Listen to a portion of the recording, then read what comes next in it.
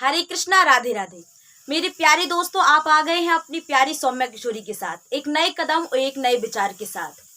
जिस प्रकार से यदि किसी हरे भरे पेड़ की जड़ में यदि नियमित पानी ना दिया जाए तो वह पेड़ अपनी वृद्धि करना, विकास करना, उस पेड़ का क्या है, बंद हो जाता है। वो अपना विकास करना बंद कर देता है। उसी प्रकार हमारा है, हमारे अंदर भी एक जड़ काम करती है। मैं बाद में बताऊंगी उस जड़ का नाम, कि एक ऐसी चीज काम करती है, यदि उसको नियमित प्रॉफिट, यदि हम प्रमोट ना करें, यदि उसको बढ़ावा ना दें तो जिंदगी में हम बहुत डल हो जाएंगे, मतलब कुछ नहीं कर पाएंगे। हमारा विकास क्या है, बंद हो जाएगा। एक छोटी सी प्रसंग के द्वारा, एक दृष्टांत के द्वारा आपको यह बात और ज्यादा क्लियर हो जाएगी। एक बहुत बड़ी फैक्ट्री थी जो लकड़ियों के लिए काम करती थी, मतलब लकड़ियों का काटने का उसका बहुत बड़ा व्यापार था। एक बहुत बड़ी कंपनी थी, बहुत बड़ी फैक्ट्री थी।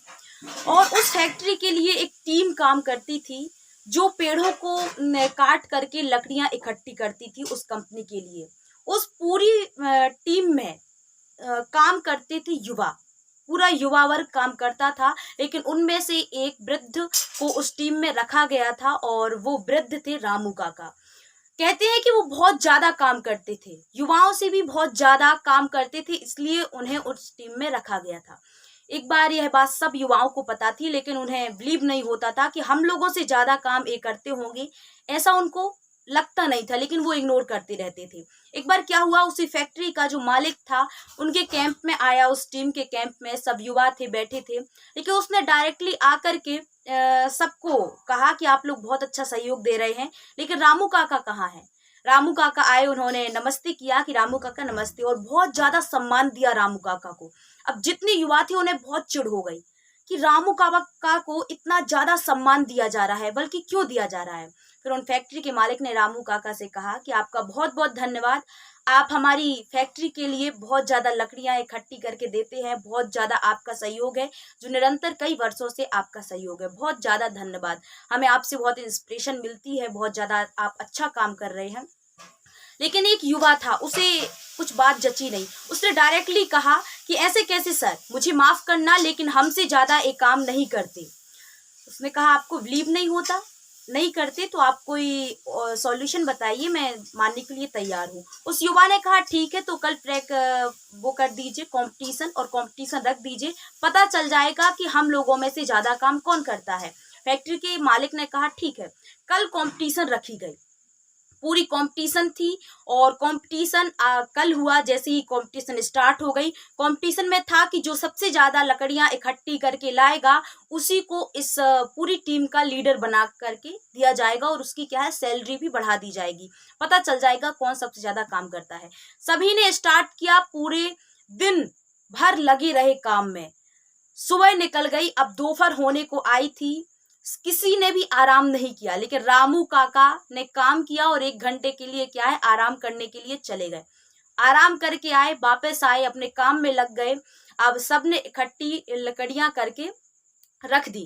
फैक्ट्री के मालिक आए, सबने काउंट की गई, किसी की 10 निकली, किसी की 20 निकली, किसी की 30 निकली। बड़ी बड़ी लकड़ियां थी, पेड़ों से काटना था, इतने बड़े, किसी के 10, किसी के 20, किसी के 30। एक युवा था, उसने 40 लकड़ियां काटी थी और बड़ा प्रसन्न था। फैक्ट्री के मालिक ने कहा जी, आपकी अभी तक सिर्फ 40 लकड़ियां हैं और आपने सबसे ज्यादा लकड़ी काटी है।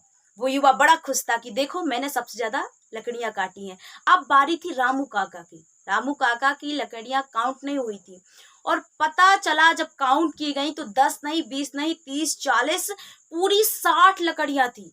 वो भौचक्का रह गया, रामू काका ने 60 लकड़ियां काटी, और उनकी सैलरी बढ़ा दी गई और बहुत ज्यादा उनकी प्रशंसा की। फैक्ट्री के मालिक ने कहा कि देखो, मैंने कहा था कि रामू काका बहुत ज्यादा काम करते हैं। उस युवा ने, उसके मन में ना जाने कैसी खलबली मची थी। वो तुरंत गया रामू काका से मिलने के लिए। उसने कहा माफ कर दीजिए, मैंने आपको बुरा लगा हो मेरी बात से, लेकिन बता तो दीजिए कि आप ऐसा क्या करते हैं। आपने तो, मैंने देखा था कि 1 घंटे के लिए आप आराम करने भी चले गए थे, और आपने आराम भी किया था, फिर आपने हम लोगों से थोड़ी कम समय में काम किया, लेकिन ऐसा आपने क्या किया। रामू काका मुस्कुराए और कहने लगे बेटा, जो हमारी कुल्हाड़ी है, उस 1 घंटे जब मैं गया था, उस कुल्हाड़ी की मैंने धार तेज की थी, और मैं 1 घंटे धार तेज करके आया, फिर मैंने लकड़ियां काटना स्टार्ट किया। उसने कहा ये है जड़। इसी प्रकार मैंने आपसे कहा था कि एक जड़ होती है, जिस प्रकार से यदि पेड़ की जड़ में निरंतर पानी ना दिया जाए तो वो पेड़ क्या है, अपनी वृद्धि करना बंद कर देता है। उसी प्रकार हमारी जड़ है वो स्किल। हर किसी के अंदर एक ऐसी स्किल होती है जो आपको जीवन में सफल बनाती है। उसी स्किल पर आपको काम करना है, और वो भी नियमित काम करना है। जैसे आप पढ़ाई को लेकर ले लीजिए, जैसे आप पार्टी में 5 दिन चले जाते हैं, किसी फंक्शन में, बहुत बड़े फंक्शन में चले गए, आप किसी मैरिज में चले गए, तो 5 दिन जो आपका पॉज होता है पढ़ाई का, आप नियमित पढ़ाई कर रहे थे, लेकिन 5 दिन उस पॉज ने, जब फिर आप घर आते हैं उसके बाद में और पढ़ाई करना स्टार्ट करते हैं तो आपका मन नहीं लगता है। ऐसे 10 दिन आपको मन बनाने में लग जाते हैं। उसी प्रकार, क्योंकि आपकी निरंतर पढ़ाई थी, इसी प्रकार हमारी जिंदगी में जो हमारी स्किल होती है, यदि उस पर काम ना किया गया तो वो भी बंद कर देती है काम करना। जिस प्रकार से कुल्हाड़ी पूरे वृक्षों को काटने की जड़ क्या है, कुल्हाड़ी। यदि उसको तेज की, जैसे ही तेज हम करते हैं उसकी धार को, वो अपना काम और ज्यादा करती है। उसी प्रकार से अपनी स्किल पर पूरा फोकस करिए और अपनी स्किल को धीरे धीरे तेज करिए। जैसे पढ़ाई का है तो 5 घंटे 6 7 अपने घंटे बढ़ाइए पढ़ाई करने के। और कैसे बेस पर पढ़ाई करना है, हमें कैसे बेसमेंट पर, व्यापार है तो हमें किस बेस पर व्यापार करना है। कोई स्पीच देता है, कोई सिंगिंग करता है, गाना गाता है, तो हर किसी का बेस होता है, हर किसी की स्किल होती है। आप जितना अपनी स्किल के लिए टाइम देंगे उतने ही आप सफल बनते जाएंगे।